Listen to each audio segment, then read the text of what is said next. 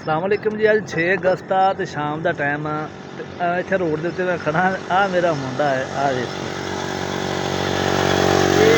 इन्ना के गुस्से वाला बंदा ना, हुणे तो ही इन्ना गुस्सा करता, बाद च इन्हें की मन्निया करे करो, साड़ी ने गल ही नहीं मन्निया कर। अज जिवें तुहानूं वीडियो को विखाउणा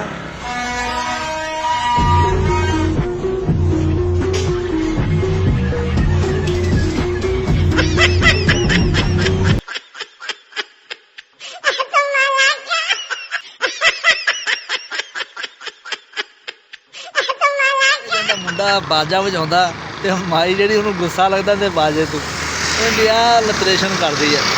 मैं क्या वड्डा हो के भी सानूं कुछ किते दी गालां ही पऊगा। हुण इहनूं मां प्यो ने शायद चलो एक अद्धी वारी तूं वजा ला, जे तूं वजाए 14 अगस्त वाले दिन लई। मां प्यो इन्हां नूं पहिलों ही बाजे लै रख दिंदा ते साडी भी मसला बन जांदा लोकां दे कंन खाण वास्ते। ऐ वेख मेरा पुत्त, इधर वेख, तूं भी बाजा वजाया करें। बाजा वजाउणा है आदि, बाजा वजाउणा। लै भी इहदे तों जिहड़ा वड्डा ना, उहने जदों वेख्या ना बाहर बाजा बजदा, उहने आखिया जी मैनूं ये लै के दिओ। मैं क्या पुत्त 14 अगस्त वाले दिन लै दिआंगा, पहिलों नहीं।